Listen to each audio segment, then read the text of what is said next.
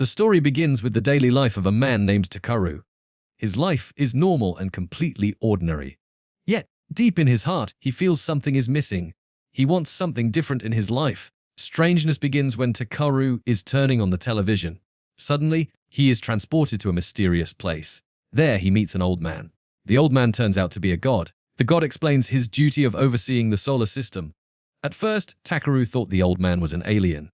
But the god asserts he is more like a creator figure. Then the god shows a planet named Medius. The god complains that civilizations there always collapse. The collapse happens no matter what he does. Sometimes the god drops a bead onto the planet. That bead triggers waves of change. This time, Takaru is chosen to be that bead. His goal is to change the fate of Medius. The god suddenly reveals a shocking fact. Takaru is actually already dead in his original world. Takaru's soul will fade and vanish if he refuses to go to Medius.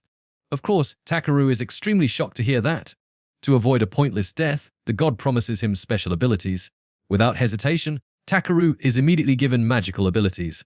When asked what else he wanted, Takaru innocently asks for a cute partner. The god just tells him to be patient. He will surely meet his destined partner later. As a bonus, the god enhances Takaru's analysis skill. That ability makes it easier for him to find precious materials. The god also gives him a handy bag to store his loot. Not long after, Takaru's body begins to fade. It's a sign the transfer process has started. The god hurriedly gives him the rest of his abilities. In his heart, the god feels a bit of regret. He fears he may have given too many buffs. In short, Takaru wakes up on planet Medius. He decides to search for civilization. He spots a settlement in the distance. However, arriving empty-handed seemed like he wouldn't be able to survive. Takaru tries his new search skill. At first, he fails due to an incorrect chant. Finally, he finds the right keywords. The locations of all materials appear on his radar. Takaru quickly gathers everything around him. He feels a bit disappointed because his items are only low rank. When he finds a stone he likes, Takaru is shocked. That stone turns out to be the dung of a very high-rank animal. Next, Takaru meets a local resident named Marlo. Marlo is shocked to see Takaru's tall, sturdy build. Marlo assumes Takaru is a warrior, but Takaru just wants to sell the materials he brought. Marlo suggests he go to the general store in the village. Upon arriving, Takaru feels a bit awkward. He becomes the center of attention for the villagers. He enters the store owned by old man Jerome. Jerome is confused because he's never seen Takaru's face before. When Takaru shows the dung he found earlier, Jerome is immediately amazed, his jaw dropping. Jerome offers 5 silver coins for the dung. Takaru doesn't yet understand the currency on Medius. He's momentarily confused about the offer's value. After learning 1 silver is worth 1,000 ref, he finally understands. The cost of lodging is only 500 ref. The dung is apparently extremely valuable. Jerome is even more shocked when Takaru pulls out all his carried items. The items come out of Takaru's item box. Jerome wonders who Takaru really is. Takaru casually replies that he's just traveling. Convinced, Jerome immediately offers him a job. The job is to collect mithril seeds on Eastern Mountain. Jerome offers a fantastic payment of 360,000 ref. That payment is for all the materials Takaru has. Takaru can't believe he could earn that much money in just one day. Before leaving, Jerome warns him to be careful. That mountain is prone to monsters. That night at the inn, Takaru is visited by a staff member named Eli. Eli brings him hot water. A funny moment happens here. Takaru is confused about what to do with so little water. Eli explains it's just for wiping his body. Bathing facilities are only for nobility. Takaru is a bit disappointed to hear that. Eli says mages can usually clean themselves with magic. Takaru gets excited and pays Eli. He tries the cleaning spell after Eli leaves. His body becomes clean and it's practical. However, Takaru still feels unsatisfied. He misses the sensation of soaking in a bath. The next day, Takaru sets out to search for materials again. Along the way, he finds a corpse. The discovery frightens him half to death. After checking around the corpse, he finds a sad letter from the victim's younger sibling. Takaru feels pity reading the letter. Finally, he creates a proper grave for that person. Then, he sets up a magical barrier around the grave. His goal is to keep the grave safe. He also cooks food for himself. It turns out to be incredibly delicious. The journey continues to the White Tree Forest. Rumor has it that place is an ancient dragon's lair. Takaru uses a light spell and scans the area. Strangely, he doesn't find any mithril seeds. He also doesn't find a single monster. He wonders if it's because of his smell. Perhaps nothing wants to approach because of his body odor, but he doesn't care and continues his journey. Suddenly, he runs out of the forest. Unintentionally, he falls off a cliff. Luckily, Takaru manages to chant a flight spell. He lands safely below. Down there, he finds many seeds. However, he hasn't found the mithril he's looking for. While engrossed in looking at his radar, the ground suddenly trembles. Takaru realizes he must finish his mission quickly. He shoots a fireball at a rock. Finally, he finds the mithril he was looking for. His curiosity leads him deeper inside. He finds a lake inside the cave. When scanned, the lake water turns out to be rank SS. The water contains ancient dragon mana. Not long after, a dragon named Voldius emerges from the water. Takaru politely apologizes. He apologizes for barging into its place.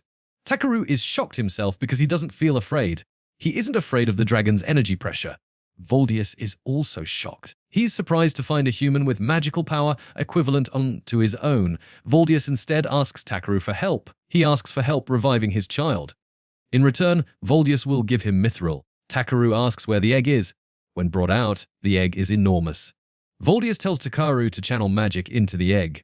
Takaru thinks the egg needs to be warmed, like hatching a chicken egg. But the egg instead insanely sucks Takaru's magical energy. The draining knocks Takaru unconscious.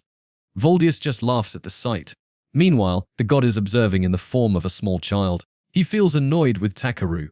The god says a normal person would have run away at the sight of a dragon. But Takaru casually changes the world's laws. The god, tired of managing the world for hundreds of thousands of years, gets irritated. Because Takaru is causing change too quickly, the god decides to limit his blessings. The god will slightly restrict the blessings already given to Takaru. The story continues with Takaru waking up. He's immediately shocked to see the dragon egg has already hatched. A small dragon immediately jumps affectionately toward him. Voldius, the parent dragon, explains something. Its child already has a true name, but Voldius tells Takaru to just give it a nickname. Without thinking, Takaru names it B. Voldius then allows B to explore the world as it pleases. Takaru is momentarily confused and asks Voldius. He asks why Voldius trusts entrusting his child to a new person. Casually, Voldius gives a simple reason. Takaru is stronger than him. Before submerging again, Voldius shoots a spell at Takaru's paper. That spell is a final provision for Takaru. After that, Takaru notices the baby dragon is a bit smelly, so he bathes B until clean. Then the two of them leave the cave and begin their adventure. Once outside, B looks very excited. This is the first time it has seen the outside scenery. But Takaru, who is more experienced, knows the danger. Walking in the forest at night is very dangerous. Finally, he decides to camp there for now. Takaru takes out a cup to give B a drink. That's when he realizes the effect of Voldius's earlier spell. It turns out his item box bag is now directly connected to the lake in the cave. So B can drink the dragon mana, infused water to its heart's content. The goal is to speed up B's growth. Takaru offers B a second cup, but B instead tells Takaru to drink. Next, Takaru sets up a barrier using magic stones. Even though they are expensive items, making them is very easy for Takaru. Then he continues cooking dinner. He sees B starting to drool, wanting to taste his cooking. Takaru gives B a bowlful. But being a baby dragon at heart, B eagerly devours the food while it's still hot. Its tongue gets scalded. Even though Takaru had warned it, only after the food cools down does B eat heartily. Takaru is very happy to see it. It would be boring if his adventure partner could only drink water. B keeps hugging Takaru tightly. In this moment, Takaru realizes B will be safe as long as he's around. Even though B is high rank, it's still a child that needs guidance. While listening to Takaru's lecture, B eventually falls asleep. Takaru can only give a wry smile. He asked for a cute partner. Instead, he was given a dragon. The next day, the forest atmosphere changes completely. The forest becomes more frightening than before. Takaru busies himself searching for rank S materials. He tells B not to go far. Suddenly, B returns in fear. They are actually surrounded by monsters. Instead of being scared, Takaru is happy. He thinks he'll get lots of rare materials. Takaru immediately puts up a shield and fires a spell. His spell pierces right through the monster's body. Not long after, B gives information. 6 more monsters are about to attack them. Takaru immediately buffs his body to be light and fast. He pummels all the monsters until they're KO'd. The problem is, while Takaru is busy collecting monster meat, more keep appearing. Monsters keep appearing endlessly in front of them. Seeing that, B takes the initiative to lift Takaru. It tries to fly away to escape, but because Takaru is too heavy, it uses a weight reduction spell. Unfortunately, B suddenly lets go. Takaru falls freely and hits the ground. Takaru can only sigh. He asks B to be a little gentler. He's just an ordinary human. B is very happy to be praised. It tries to hug Takaru again. The hug actually makes Takaru hurt again. Hurt because B's dragon strength is too great. After that drama, they continue walking leisurely in the forest.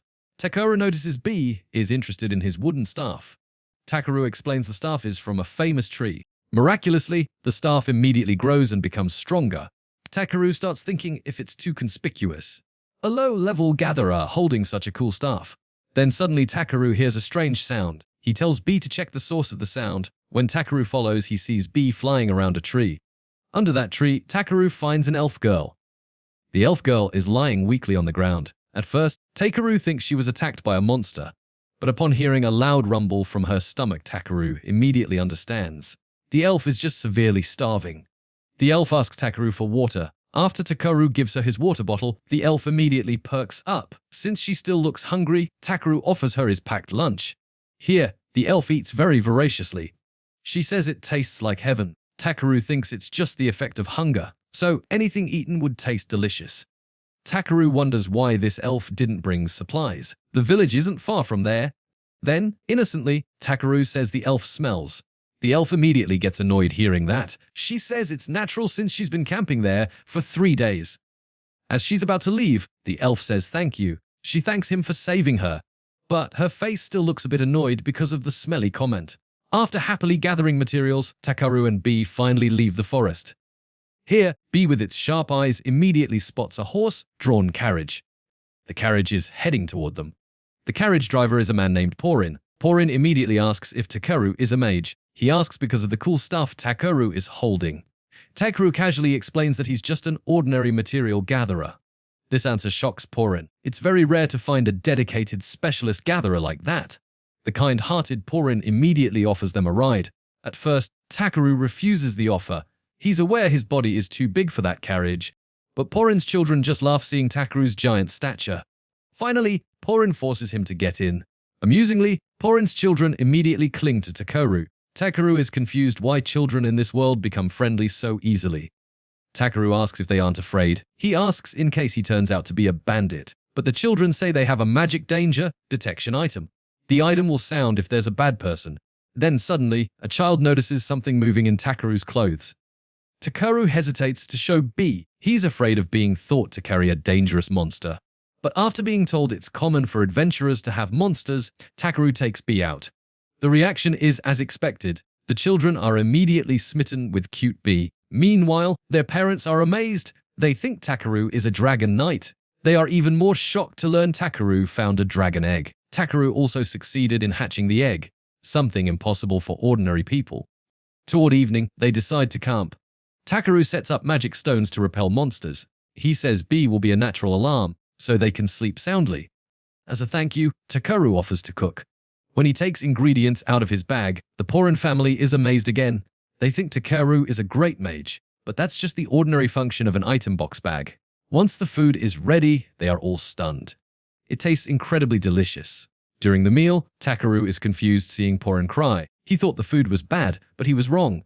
Porin cries because he's moved to eat such delicious food. Seeing this moment, Takaru starts to reflect. Back on Earth, he never realized. Eating together is far more enjoyable than eating alone. The next morning, Porin's wife named Eliza sees Takaru. Takaru is diligently cleaning his shears and tools. Eliza praises that someone who meticulously maintains their tools must do good work. Before departing, Takaru asks permission to drive the horse carriage. Amazingly, the unicorn pulling the carriage immediately obeys. The unicorn also likes Takaru. In short, they arrive safely at the village. At the farewell, Takaru asks Marlo about Porin's job. Marlo explains Porin has to migrate during winter. Porin often struggles for food while away. That's when Takaru finally understands. He understands why Porin cried eating his cooking last night. The next day, Takaru meets Jerome to turn in his loot. Besides the requested items, Takaru playfully slips in a mithril magic seed. Jerome's reaction is wide-eyed shock. Jerome asks where he got that legendary item. Jerome explains one mithril seed is extremely valuable. Its value could replace all the magic stones in the kingdom. Oblivious Takaru just says he found it by accident. Jerome shakes his head hearing that. He says Takaru really has no common sense. Takaru has no sense about this world. Because the item is too expensive, Jerome can't afford it. He suggests Takaru go to a large city named Bellum. There, Takaru can learn about the world. He can also sell the item at a special shop. Jerome is actually reluctant to let Takaru go, but he thinks if Takaru becomes famous, his village will prosper too. That night, Takaru reads about the guild system. He firmly decides to become an adventurer. His goal is to travel the world while earning money. During his last few days in the village, Takaru decides to give a memento. Since Jerome didn't buy the mithril, Takaru uses the seed to upgrade the village lantern. The lantern becomes a protective magic item. He also diligently hunts monsters to stockpile cooking ingredients. The village mother who has been kind to him receives the ingredients. The mother is very sad Takaru is leaving. She packs a lot of provisions for the month-long journey to Bellum. Luckily, Takaru has an item box so everything can be stored. In short, the day of departure arrives. All the villagers gather to see Takaru off. Porin, as usual, cries again. Finally, Takaru hands over the magic lantern item he made to Marlo. He says the tool will create a barrier to protect the village. The barrier protects from bad people. Marlo hesitates to accept such a valuable item, but Takaru insists because he already considers the village his home. After Takaru has walked far away, Jerome realizes something. When checking the lantern, he is startled. It turns out its power source is the super expensive mithril seed from earlier. But Takaru has already left. They didn't have time to return it. Takaru and B's journey begins. On the way, they encounter a giant crab. Instead of being scared, Takaru is thrilled. He sees the crab as delicious food material. He prepares to fight by hardening his body. Unfortunately, 2 more crabs appear in front of them. Takaru naively thinks crabs must walk sideways. But it turns out these monster crabs charge straight at him. B tries to save Takaru by lifting him and flying. When one of them notices, Takaru immediately takes decisive action. He hits the monster with his magical staff until it's sent flying. That night, the incident is fully repaid. The grilled crab meat they cook tastes incredibly delicious. In short, they finally arrive at the gates of Bellum city. Here, Takaru sees a strict inspection. He immediately takes the initiative to disguise his item box bag. The bag is made to look like an ordinary bag. He also tells B to hide. When his turn is inspected, the guard asks if he's a material merchant, but Takaru says he wants to register at the guild. The guard then checks Takaru's status with a magic device. The device confirms he's not a bad person. Takaru feels nervous, curious about what the guard sees. It turns out all the god's blessings he has are automatically hidden. But the guard still asks about the dragon's aura. Finally, Takaru tells B to come out. But here the guards misplace their focus. They are enchanted because B is so cute. They just tell Takaru to attach an ownership tag to B's tail. The tag is attached using a charm from the village children earlier. The guard will report to the mayor so B doesn't have legal trouble. Once inside the city, Takaru and B are immediately amazed. The scenery is very beautiful. It feels like truly entering a new world again. They head straight to the Adventurers Guild. There, they are greeted by a beautiful receptionist named Ariana. Ariana gives him a registration form. Now, a unique incident happens here. Even though Takaru can instinctively understand the language of this world, he can't write its letters, so he fills it out in Japanese. A new problem arises when Ariana asks about combat experience. Ariana asks for proof of his combat experience. Takaru asks permission to take evidence from his item box. When he takes out the giant crab carcass, the reception desk is immediately destroyed. The desk shatters into pieces from the weight. This incident causes an uproar in the whole guild room. People are shocked and wonder who Takaru is. Luckily, there's another adventurer with a lie detection skill. That adventurer can see a person's aura. He tells Ariana that Takaru's aura color is blue. The blue color means Takaru is honest and has no ill intent. That person also explains that Takaru has a rare item box. Ariana is even more confused when Takaru says the crab isn't for sale. The crab is actually planned to be eaten by himself. Finally, when asked about party members, Takaru points to B. Instantly, all the adventurers there swarm around them. They are curious about the small dragon. After the registration drama, Takaru officially becomes a rank F adventurer. Rank F is the lowest rank. He gets an identity bracelet that fits perfectly on his arm. The bracelet matches the charm on B's tail. Before getting busy, Takaru takes the time to meet the family of the corpse found in the forest. It turns out the victim, also named B, died recklessly searching for money. The money was for his sick father. This moment makes the atmosphere a bit sad. 1 month later, Takaru is starting to become famous in Bellum. He becomes famous for often bringing high-quality loot. Ariana gets headache is offering job requests. So many people want to hire Takaru's services, but Takaru feels it's too much. Amid his busy schedule, Takaru is enjoying a bath at the public bathhouse. The bathwater has been purified using his magic.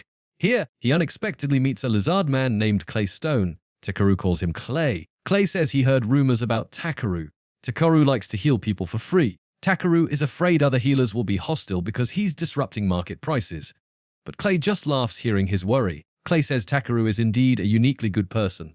On the other hand, a guild official named Grit suggests Takaru raise his rank. The goal is so he can take on difficult missions. But Takaru flatly refuses that suggestion. He just wants to live peacefully, a low-key life. Unfortunately, Takaru's hope is instantly shattered. Suddenly, a danger alarm siren blares loudly. The siren is a sign of a goblin attack. All adventurers rank D and above are summoned for a mandatory, sudden conscription. Takaru thinks he's safe because he's still rank F, but he's dragged along forcefully to the strategy meeting. The guildmaster explains the plan to hold the goblins at the bridge. In this moment, the guildmaster praises Takaru's steel nerves. He praises Takaru for not being intimidated in front of superiors. But Takaru actually just doesn't care. Takaru is then assigned to work with an assistant named Emusili. Emusili looks very frightened. Takaru supports Emusili's morale until she calms down. Klay, who sees that, immediately teases Takaru. Klay says it's unusual for Takaru to be so wise. The discussion becomes serious when they talk about an old wound on Klay's back. Klay is very sensitive about that wound. He snaps, saying it's a protective wound, not a wound from fleeing battle. Not long after, the war trumpet sounds.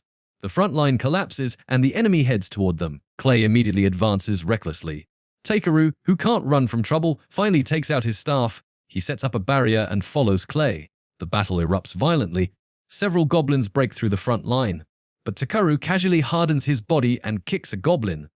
The goblin is sent flying far away. B doesn't want to be outdone either. It strikes goblins with lightning. The situation becomes more chaotic when a goblin shaman appears. Rain begins to fall, soaking the battlefield. The rain causes Klay's old wound to ache painfully. Takaru tells Klay to retreat, but Klay refuses. Klay is ready to die there. Takaru asks if that wound is valuable to Klay.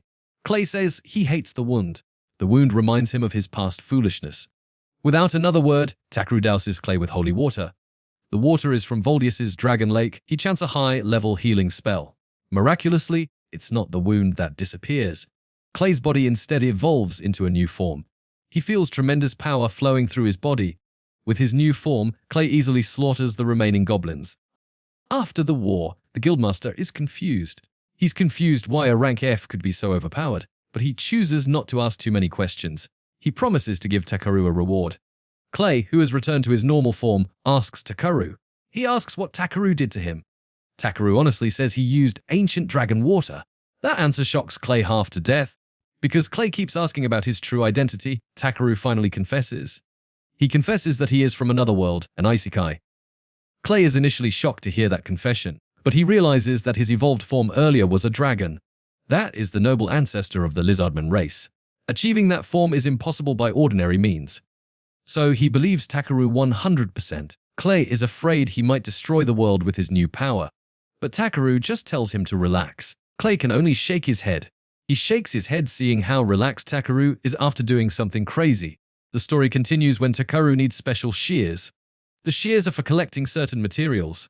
He asks a blacksmith apprentice named Reborn.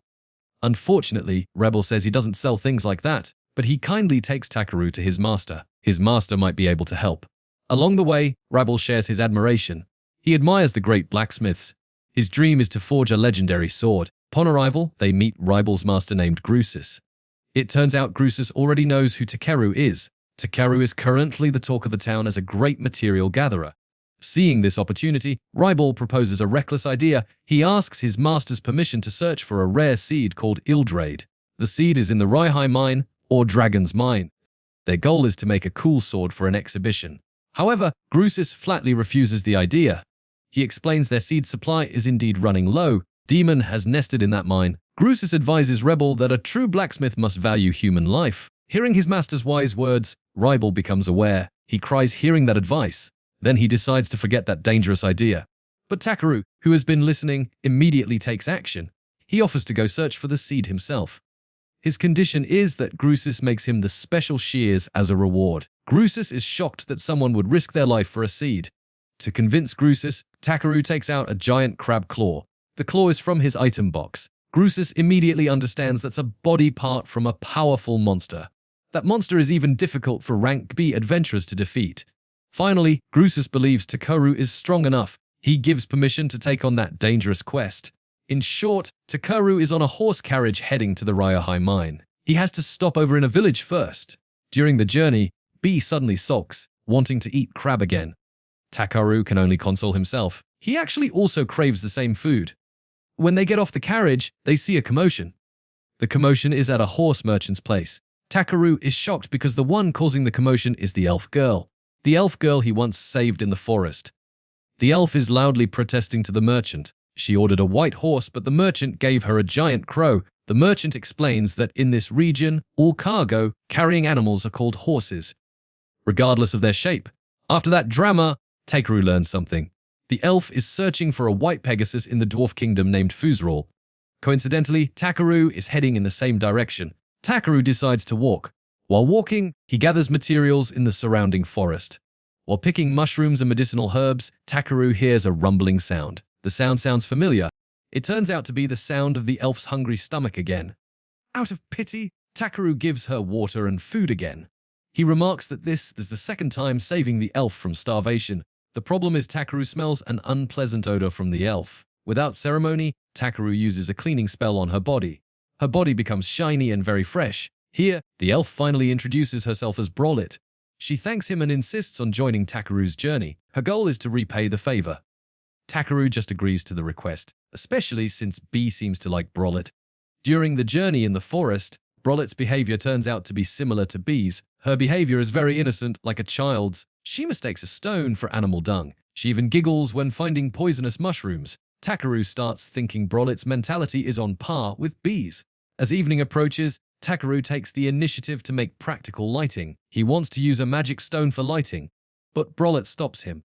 Brollet teaches important survival knowledge. Making a bonfire is important as a signal. Takaru realizes Brollet's words make sense. Then Brollet goes to find firewood. She returns carrying a whole, very large tree trunk. Takaru is confused about how to burn it, but Brollet casually throws the wood into the air. She slices it into small pieces in an instant. Here, Takaru stares in amazement. The sword Brollet uses turns out to be a super sharp rancor weapon. That night ends with a delicious dinner cooked by Takaru. While eating, Brollet says she's going to Fuzral to find a white Pegasus. The Pegasus is for her older sister. Feeling indebted about the food, Brollet offers to become his bodyguard. She wants to be Takaru's bodyguard during the journey. Takaru is surprised because that's all she asks in return, but he just agrees. Unfortunately, that night Takaru has trouble sleeping. B and Brollet turn out to be very noisy sleeping companions. The next day, Takaru's group stops by a village. They rest and eat in that village. They try delicious dwarf specialty cuisine. Brollet starts talking about an acquaintance, a lizardman. That lizardman holds the prestigious title of honorary dragon king. Suddenly, the person she's talking about appears behind Takaru. It turns out to be Klay. Klay is a bit sulky because Takaru left the city without saying goodbye. He was actually worried about Takaru's safety. After Takaru explains his reason, Klay shakes his head. Takaru recklessly wants to go to the Raiahai mine just for the reward of shears. Klay says Takaru is too naive and underestimates the danger.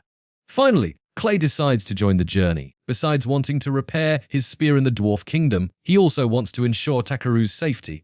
So, now the formation is complete. Takaru the gatherer, B the dragon, Klay the tank, and Brollet the bodyguard. In short, they arrive at the gates of the dwarf kingdom, Fuzral. The line is very long, but once the guards see Klay's face, they are immediately allowed entry. They enter via the VIP route. Takaru is confused why Klay is treated so specially. It turns out Klay is considered a hero. He once saved the kingdom from the terror of the Thunder King. The Thunder King was a tribute-demanding demon. Amusingly, there's an honor statue of Klay there, but his face is made very ugly. Klay is embarrassed seeing that statue. Next, they have an audience with King Jurat. This dwarf king is relaxed and not obsessed with honor. Takaru presents the recommendation letter from Grusus. Upon reading that Takaru wants to enter the Raiahai mine, King Jurat immediately gives a stern warning. The warning is about the demon nesting there. However, Klay and Brollet immediately stand up. They promise to protect Takaru. King Jurat agrees and gives an additional mission. The additional mission is to uncover the mystery of that demon. Without delay, they are guided by Zamba. Zamba is the local guild receptionist. They enter the pitch dark mine tunnel. Takaru casually takes out a light spell and mapping skill. His goal is so they don't get lost inside the mine. During the exploration, Takaru's radar picks up a weak mineral signal, but their combat instinct senses monsters approaching. And sure enough, a group of giant spiders immediately ambushes them. Here, their teamwork is tested. Klay attacks from the front. Takaru hinders the enemy's movement with magic. Brollet becomes the executor, directly slashing the monsters. Brollet is thrilled after winning. Her body becomes covered in monster blood, making her look a bit creepy. They continue until they find a dead end. But Brollet's sharp eyes know something. Behind that wall is a hidden treasure. She tells everyone to step back and set up a barrier. Then she blows up the wall with magic and bombs. The wall collapses, revealing a beautiful crystal cave. The cave is full of veins of Ildrade seeds. While Zamba is marveling, suddenly an ominous aura appears. The mine demon finally reveals itself. It turns out to be a giant triangular crab. That monster is rank A and very dangerous. Klay and Brollet are ready to take a stance to attack, but Takaru stops them. His reason is ridiculous. Takaru doesn't want the crab meat to be ruined. The meat would be ruined if attacked with their sharp weapons, because he wants to eat that crab. Without ceremony, Takaru advances alone with B. B uses a sonic attack to make the crab dizzy. Then Takaru pummels it with his staff. When the crab tries to counterattack, B ties up its legs. Takaru immediately scans the enemy's weak point. He shoots ice needles and water magic. His goal is to end the fight without damaging the meat. After the fight, Zamba and Brollet are speechless in amazement. But Klay is angry seeing Takaru's action. He scolds Takaru for not wanting to rely on his teammates. Takaru recklessly went alone just because of a food-related reason. Klay feels useless as a guard. Takaru realizes he was wrong and apologizes to Klay. After the atmosphere lightens, they continue mining seeds. The seeds they find turn out to be extremely abundant. Back at the palace, King Jurat is initially doubtful. He doubts they could defeat the mine boss that quickly. As proof, Takaru takes out the giant crab carcass from his item box. It's so big that when it falls, it causes a small earthquake in the palace. King Jurat is delighted to see that proof. He gives a reward of million ref per person. Takaru is allowed to take the crab carcass home. That aligns with his original intention to eat it. The next day, Brollet receives an additional reward. The reward is her dream white Pegasus. Since her goal is achieved, Brollet bids farewell to return home. She will give the Pegasus to her older sister. She feels indebted to Takaru, but Takaru says they're even because Takaru got the crab. They part ways with a promise to meet again. Back at the Adventurers Guild, Ariana asks Takaru and Klay. She asks if they will form a permanent team. Takaru wants to say no, but Klay cuts off the conversation. Klay says they will partner up from now on. Klay admits that he wants to watch over Takaru. Besides, he has no other goals anymore. Also, B is happy to have Klay around them. Takaru agrees with Klay's proposal. They name their team the Black Azure Brigade. Finally, Takaru returns to Grusus's place. He hands over the Ildrade seeds from the mine. Grusus and his apprentice Rabble are immediately speechless. They even cry emotionally seeing that legendary seed. The seed hasn't been seen for hundreds of years. Rebel feels he can never repay Takaru. But Takaru just smiles hearing that. He reminds him that he only needs the shears he ordered. He tells them to win that blacksmithing contest. Several days later, Takaru is just hanging out. He's drinking with Klay while relaxing. Suddenly, their relaxing moment is disturbed. The disturbance comes from the arrival of a bear named W. That bear is no ordinary bear. It carries a summons letter from an important person. Takaru sees the seal on the letter. Klay immediately recognizes the seal. The seal is the emblem of Lord Luzalia, who rules the territory. Instantly, Takaru panics and feels lazy to read it. His gut feeling says this definitely brings trouble. He even pretends to be sick to try to escape. But Klay immediately knows Takaru is lying. The W also assures that Lord Luzalia is a good person. Finally, Takaru opens the letter. He is shocked because the content is a special invitation. The invitation is for him and Klay to come to the palace. The purpose is to receive an award. Klay is also shocked his name is mentioned in the invitation. White the Bear explains something. Lord Luzalia heard about their team's reputation. Takaru is suspicious of the invitation. What if the Lord has bad intentions? Maybe the Lord wants to take B from Takaru. But White denies that suspicion. In short, they are picked up using a luxurious noble carriage. Takaru feels awkward being stared at by people on the street. But Klay says being summoned by a lord is a lifelong dream. It could change their fate for the better. Upon arrival at the mansion, they are greeted by the head butler named Raymond. There's a line of servants bowing respectfully to them. However, the warm welcome turns into drama. They meet a little girl named Tiaris. Tiaris turns out to be the Lord's somewhat spoiled daughter. She pressures Takaru to hand over B to her. She even insults Takaru as a commoner. According to her, Takaru is not worthy of keeping a dragon. Takaru scans Tiaris' status and realizes something. He must be patient dealing with the Lord's only daughter. Takaru kneels and asks Tiaris nicely. He asks why Tiaris wants B. It turns out Tiaris was just told by someone named Bernard. Bernard told her she must be firm if Takaru refuses. Here, Takaru firmly tells Tiaris, B is his family, not an object. Tiaris, who actually has a soft heart, immediately feels guilty. She apologizes to Takaru for her behavior. B also smiles at Tiaris here. The smile is a sign that she is forgiven. During the conversation, Tiaris admits something. She wanted the dragon to cheer up her sick mother. Then, suddenly Tiaris' father, Lord Belman, appears. Takaru is shocked because Lord Belman's face looks youthful, or you could say baby-faced. Belman apologizes for his child's behavior. He invites them to have tea together. Here, Belman reveals his true purpose. He needs Takaru's help to heal his wife. His wife has been bedridden for half a year. Belman heard rumors about Takaru's miraculous healing power. Tiaris wanted the dragon because she believed it could heal her mother. Here, Takaru is actually afraid of failing. But because he feels bad refusing a noble's request, he finally agrees. They enter the room of Belman's wife, named Malteria. The room is pitch dark because Malteria is very sensitive to light. Takaru immediately scans Malteria's body. He finds many disease complications in her body. Takaru honestly tells Belman he can treat the symptoms, but the root problem is ever poisoning. Takaru himself has never heard of that poison. Malteria says she doesn't need a miracle. She just wants to be able to hug her child again. Hearing that, Belman pleads with Takaru.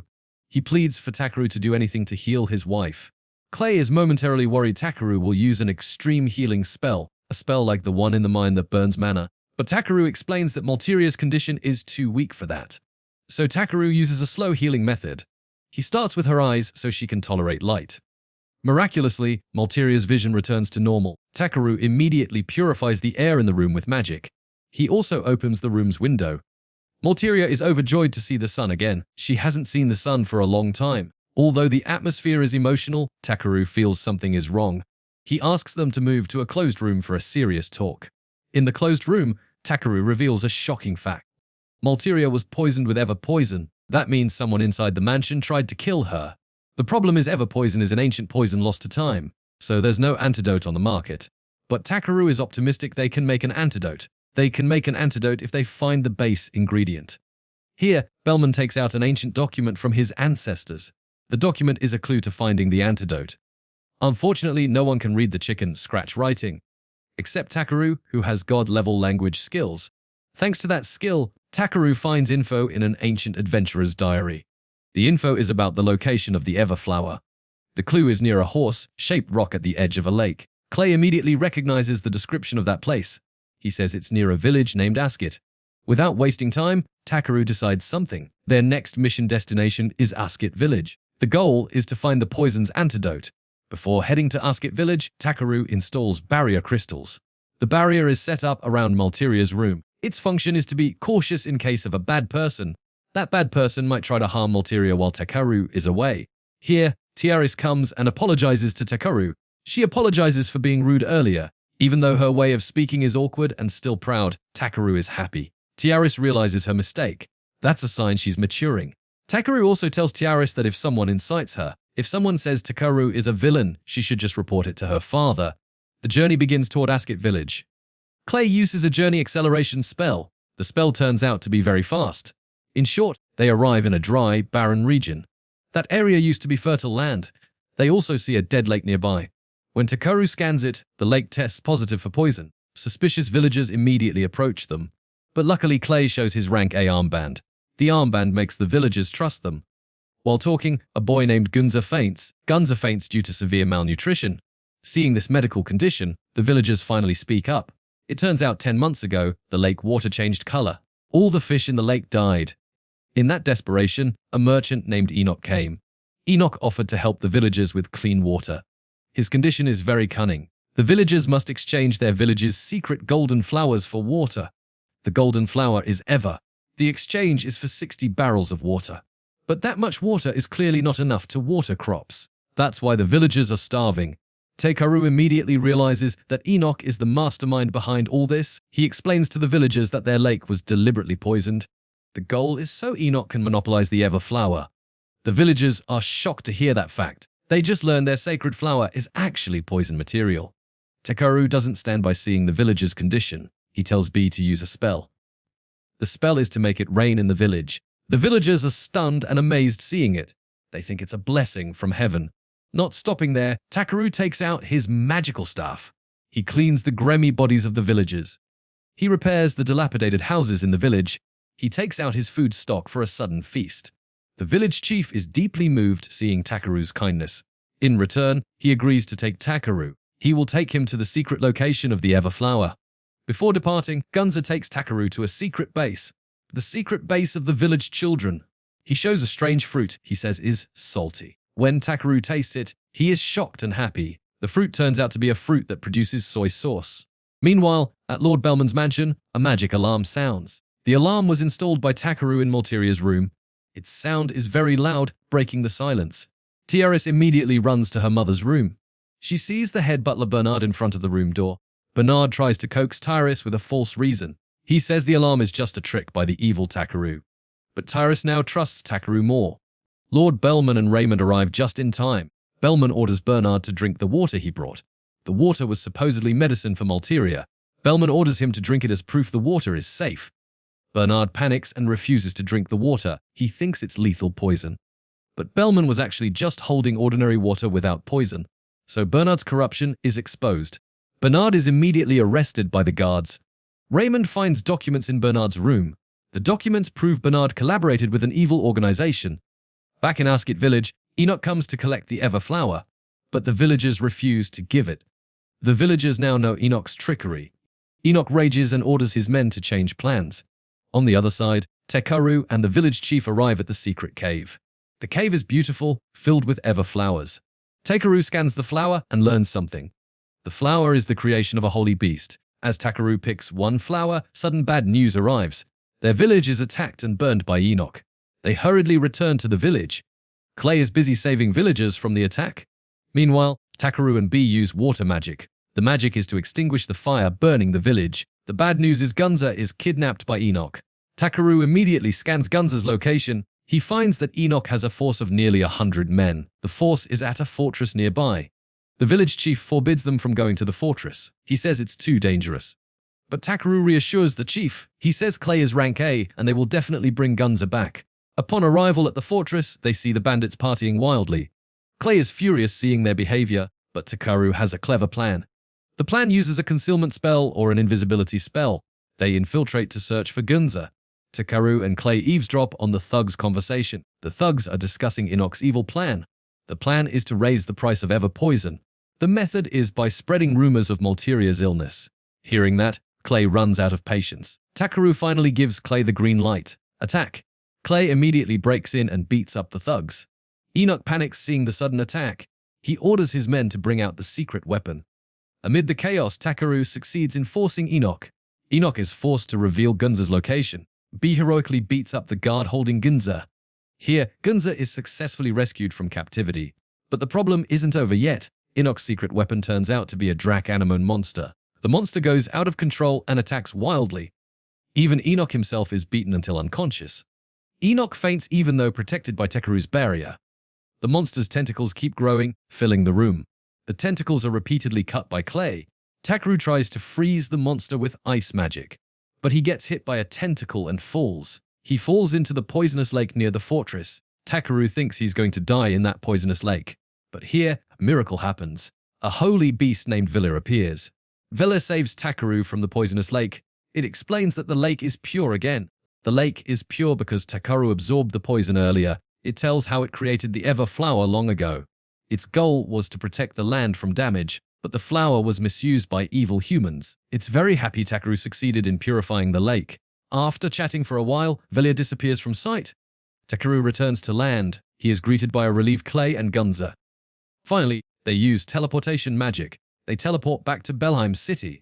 Takaru gives the poison antidote to Malteria. Instantly, Malteria is completely cured from the poison. Belman and Tiaris cry happily seeing the recovery. After the poison matter is settled, Takaru returns to Ascuit village. He tells the villagers that Enoch has been captured. Takaru asks for a reward from the villagers. The reward is a supply of the fruit, or soy sauce.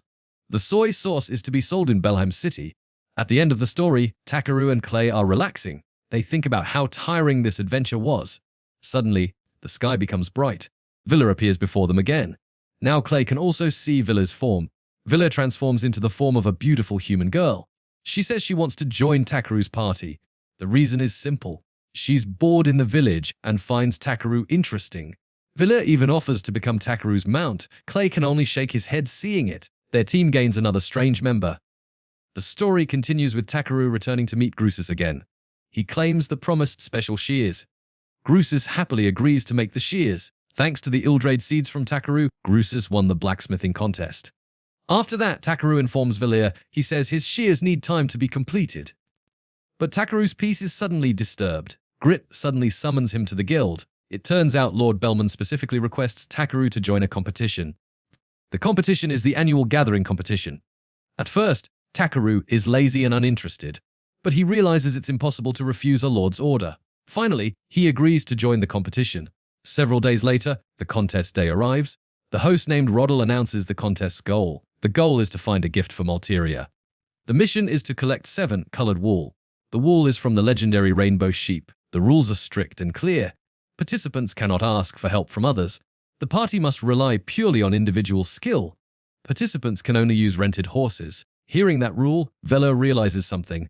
She cannot help Takaru in this competition. But luckily, using magic is still allowed. Klay suggests Takaru use teleportation magic, but Takaru refuses that suggestion. He doesn't want to stand out too much in front of other participants. Drama happens at their temporary headquarters. B cries bitterly because he can't go with Takaru. Valir, who is tasked as the babysitter, immediately hugs B. She hugs B to calm him down and promises to take care of him. Meanwhile, Takaru goes to the library for research. He researches the rainbow sheep's location. It turns out rainbow sheep are on the peak of a remote mountain. The situation at headquarters becomes even more amusing. While eating, Vela interrupts the story a bit, but she accidentally blurts out about her own speed. B can't accept it and immediately challenges Villa to a debate. Here, Klay acts as the mediator, RK, babysitter. He praises Villa as the fastest, then he praises B as the best sky dancer. Luckily, that flattery trick works. The two powerful beings calm down and stop arguing, though Klay doesn't know how long he can last. Now back to Takaru, who is searching for the sheep. He has found a flock of rainbow sheep on the mountain. These sheep are known to be hard to catch. They are also very wary of humans. But using his unique skill, Takaru instead calls them. He calls them using the sheep language he learned. The sheep just obediently respond to Takaru's call. They willingly allow Takaru to take their wool. 2 other participants who see the event can only stare in shock. They are confused how Takaru did that. In short, Takaru returns to Bellum the fastest. He is crowned the winner of the gathering competition. At the guild, Roddle approaches Takaru with good news. Takaru is promoted to rank FB. That is a special title for an all-around adventurer. All-rounder adventurers can take missions from rank F to B. Roddle also gives Takaru a warning. He tells Takaru not to be too diligent. Don't be too diligent in providing God-quality items in ordinary missions, because that could disrupt the market price of materials at the guild. But the bear judge defends Takaru. He says people will pay according to the quality of his skill. Klay also tells Takaru to be proud of his achievement. Here, Takaru accepts the rank FB guild ring. He is asked to use his skills for the good of the country. While chatting, Ariana suddenly interrupts the conversation. She says a giant forest worm is approaching the city. Takaru and his friends are ready to fight. But it turns out the one riding the monster is Brollet. Brollet runs to Takaru cheerfully, but her body smells extremely foul like a carcass. Takaru immediately uses his cleaning spell on Brollet. Brollet then explains something to them. She brought the giant worm as a gift. The worm was planned to be a mount for Takaru. Takaru flatly refuses the offer, especially since the worm immediately escapes by digging into the ground. Valia smugly remarks. She says the worm is nothing compared to her. Brollet is confused about who this beautiful girl is, but Takaru promises to explain later to Brollet. While eating together, Takaru tells all the events. He tells the events when Brollet left the group. Brollet also reveals her wish. She wants to officially join Takaru's team. Klay notices Brollet is now wearing a rank A ring. That means she trained very hard all this time, But Villa feels Brollet is hiding something. Finally, Brollet is honest with all of them. She needs help finding her missing older sister. Her sister's name is Lutakara. Her sister ran away from the elven homeland because she refused an arranged marriage. She was to be married to someone she didn't like. The condition was her sister asked for a white Pegasus if she wanted to marry. Well, when Brollet returned with the Pegasus, her sister was already gone. A new mission begins to help Brollet. They decide to help Brollet find her sister. Not to force her to return, but to ask for the real reason. They want to know the real reason she ran away. Villa tells everyone to climb onto her back. The goal is to reach the destination quickly. Here, they arrive at a special forest. Brollet uses magic to open a dimensional vortex portal. The portal leads to the hidden elven homeland. Before entering, Villa warns Takaru. She asks Takaru to be wary of Brollet. Brollet is still hiding something from them. One by one, they enter the vortex portal. Finally, Takaru arrives in the world of the elves. His friends immediately complain to him. They complain because Takaru took too long entering the portal. They were worried half to death waiting for him. But before they can catch their breath, they are suddenly attacked. The attack is a barrage of sharp arrows. The alert Takaru immediately summons a large shield. The shield blocks all the arrow attacks. Brollet recognizes the arrow design. The arrows come from her own homeland. Then suddenly an elf named Lilkar appears. He immediately snaps and vilifies Brollet. He says Brollet has defiled their sacred land. Brollet brought outsiders to a forbidden place. And worse, he calls Takaru and his friends evil beings. Hearing those harsh words, Villa immediately becomes extremely bad-tempered. The sky, which was clear, suddenly becomes pitch dark. Villa returns to her original terrifying and large form. Lilkar realizes the creature before him is a god. Lilkar immediately trembles in fear. He apologizes for being disrespectful to a god. Villa remarks that the elven race has fallen so low. Their quality has declined to the point they can't recognize a god. But they realize they can't hear Velia's voice. Their magic level is still too low to hear a god's voice. Takaru finally explains to Lilkar. He says they are just ordinary adventurers. Brollet is an important member of his team. Here, Lilkar's heart softens. He introduces himself as a guardian soldier. He agrees to guide them into the elven village. The journey continues through the dense forest. They enter the area of the hidden elven village. Here, Klay starts to feel very unwell because of the air. The air there is very unpleasant to breathe. Takaru immediately understands this is the effect of mana pollution. Mana pollution in that area is too dense and dirty. Lilkar tells them to wash themselves first. They must wash in the sacred spring before approaching the great tree. Basically, Takaru intends to be polite. He wants to make an offering by using a cleaning spell, but he accidentally uses too much magical power. His cleaning spell accidentally explodes. While climbing the great tree, Brollet finally reveals her cards. She says only high elves and VIP guests are allowed in the palace. The palace is at the top of the great tree. In this moment, his friends learn something. Brollet is actually a high elf, a noble. She is a noble who ran away and violated the isolation rule. Takaru is casual hearing Brollet's confession. He says ancient rules aren't always correct, so Brollet is free to determine her own life. Brollet is deeply moved hearing that support. His friends can understand the big secret she was hiding. Upon arrival at the palace, they are greeted by a maid named Amber. Brollet says she wants to meet her sister in the palace. When her sister arrives, Takaru is confused seeing her. Why is a little child coming? It turns out Brollet's sister, named Orcs, looks like a small child, yet she is their governor. Orcs immediately prostrates before Valir. She apologizes for Lilkar's earlier behavior. She then confides in all of them. Her small form is due to a cursed lineage. Brollet actually wants to save the village from extinction. The extinction is due to this lineage curse. That's why she was angry at her sister to calm down first. The curious Takaru wants to try something. He makes a special mana, absorbing stone. He tells Orcs to hold the stone. He tells Orcs to begin. When done, the stone immediately shoots into the sky. The stone strongly sucks the mana pollution in the air. Orcs and the others are amazed seeing it. The air around them becomes clean and fresh. Orcs immediately thinks Takaru is the figure from the ancient prophecy. The prophecy about someone with different blood will save them. But Takaru feels that's too far-fetched. He thinks he just cleaned mana particles. That night, Takaru asks more deeply about the curse. He asks Brollet about the origin of the curse. But Brollet remains silent, unwilling to answer. Amber finally explains while crying sadly. It turns out this curse causes high elf babies to fail to grow. For the past 50 years, their babies started dying. All babies, including Amber's child, died because of the curse. The atmosphere is very sad hearing that explanation. Takaru then meets Queen Malteria, the elven leader. The queen is shocked seeing Takaru's companion. What an ancient dragon child. The queen also says there was once a massive earthquake long ago. The earthquake changed the river's flow direction. She suspects the earthquake awakened a sleeping monster. The monster made the mana flow chaotic. After getting that info, Takaru gathers his friends. He sets up a soundproof barrier around them. The goal is so no one eavesdrops on their conversation. He reveals a fact that shocks everyone. This isn't a mystical curse as believed. Takaru has scanned the bodies of the High Elves. He finds they all have severe genetic abnormalities. The cause is inbreeding or incest. The marriages have been done for generations. The goal is to maintain the purity of High Elf blood. The solution is only one and simple. There must be outside blood entering their lineage. Brollet sobs upon learning the truth. Her race can actually be saved from extinction. But she knows changing ancient tradition is extremely difficult. Velir finally agrees to issue a divine decree. She will issue a decree to help Brollet. But the condition is they must first find the elven god.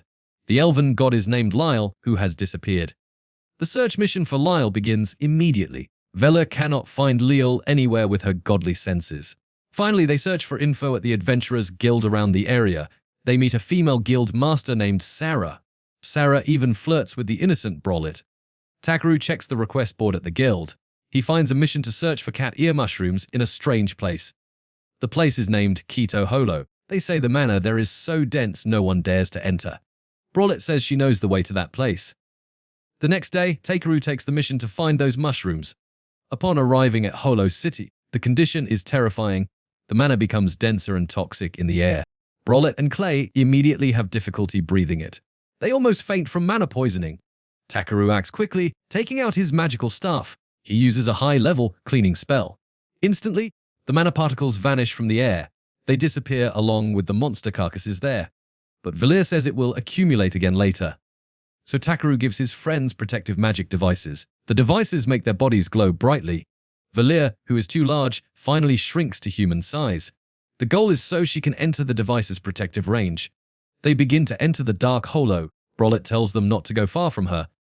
Inside, the scenery is completely different from outside. A strange monster blocks their path. The monster spits acid at Brollet quickly. They are surrounded by many monsters in the darkness. Klay says there are too many enemies to handle normally. Here, Takaru has a crazy idea to deal with it. He tells Brollet to take him to an open area. There, Takaru unleashes his signature move. The move is called Desperate Barrier. This barrier expands rapidly. The barrier crushes all monsters in its path. The monsters are flattened helplessly. Brollet is amazed seeing Takaru's magical power, but Klay shakes his head because of the effect. Takaru even changed the cave's shape due to the spell's strength. They rest briefly in a safe spot along the way. Brollet says they are halfway to the altar. Takaru suspects the altar is actually a throne for something much larger, and his hunch proves correct later. Upon reaching the altar surrounded by mushrooms, the wall behind them collapses. Then suddenly a rank S monster named Drugluk appears. The monster appears above them in a terrifying form. Klay knows this monster once destroyed a kingdom. A kingdom in the past was destroyed by this monster. Brollet is terrified seeing it. But Takaru casually tells them. He says B can burn the monster with fire. The monster is weak against fire element attacks. The big boss battle begins instantly. Takaru buffs everyone with strengthening magic. B breathes hot fire at the monster. The monster burns, but its wounds heal very quickly. Klay advances, slashing the monster's tentacles with his sword. But the tentacles grow back quickly. The tentacles counterattack with lethal movements. Takaru realizes the monster tracks their movements. The monster tracks using antennae on its head. Takaru tells Brollet to destroy the antenna. B attacks again with fire, but the monster still doesn't die. Takaru thinks hard, searching for a way to defeat it. He realizes he must drain the putit's bodily fluids. Here, a genius idea pops into his head. Takaru will scatter a crazy amount of salt. Salt will be scattered toward the slimy putit. Here, Klay advances for the final finishing blow. Not only that, they see monster eggs. The eggs are on the dark cave ceiling. Takaru knows the eggs will die under sunlight, so he creates artificial ultraviolet light magic. The spell burns all the monster eggs until they are annihilated. After the monster is defeated, Velir senses something. She senses Leal's presence nearby. Velia teleports them to a remote valley. There they find Lutikara. Lutikara is Brollet's missing older sister. Brollet's sister is hiding with a group of elves. Instead of a sweet reunion, they argue and fight. Kara says she doesn't want to return to being a high elf again. While eating Takaru's fried chicken, Kara finally introduces her baby. Her baby named Teal is in her lap. Kara says this is the real reason she ran away. This baby is healthy and cute. It is concrete proof that marrying a different race is good. Marrying someone other than a high elf makes the offspring strong and healthy. The next morning, the elven god Liel finally appears. He appears behind them in a faint form. Klay cannot see Lyle's form because he has no magic. Here, Valir immediately scolds Lyle angrily. She is angry because Lyle abandoned his duty of guarding the elves. Liel admits he once turned to stone for thousands of years. Here, the two gods almost come to blows. But luckily, Takaru mediates their dispute. He tells them to focus on saving the elves first. Saving them from extinction is more important than fighting. The climax is Kara appearing before Queen Malteria. She also appears before the traditional elders. She appears proudly carrying Teal. Kara shows that her baby is healthy. But the stubborn elders are angry seeing it. They accuse Kara of contaminating the pure high elf blood. Brollet bravely defends her sister in front of everyone. Here, Velia directly intervenes to help. She gives Lyle a physical form that can be seen. The form can be seen by everyone, including ordinary elves. All elves are shocked and prostrate seeing the god's manifestation. Lyle immediately scolds the stubborn elders. He says the ancient prophecy meant to value life. Valuing the life that exists now is more important, not to isolate oneself until extinction like this. Here, the elders finally repent and beg for forgiveness. They realize their mistakes. In short, now it's time for farewell. Takaru, Klay and Velia prepare to return to Bellum. The elves are very grateful to all of them. Brollet wants them to stay longer in the elven village. But Takaru says he must report to the guild about the mission. Klay comforts the sad Brollet about the parting. He says they will remain friends despite the distance. After that, Takaru finally bids farewell and returns to the city. Back in Bellheim, Takaru picks up his ordered shears. The shears are perfectly completed at Grusus's place. They continue doing quests together as usual. While casually chatting about plans to see the sea, the ground suddenly shakes violently. A giant worm emerges from the ground. The worm is ridden by a smiling Brollet. Takaru is shocked by the sudden arrival. "What are you doing here, Brollet?" Brollet says the villagers encouraged her. The villagers encouraged her to see the wide outside world. Velia reminds that Brollet is part of their team. Here, Klay and B are very happy to see Brollet. Their team is finally complete again with Brollet's arrival. With the complete formation Takaru, Klay, Velia, B, and Brollet. Takaru reflects on his adventures so far with gratitude. He decides to continue enjoying life with his friends, and there the story ends for now.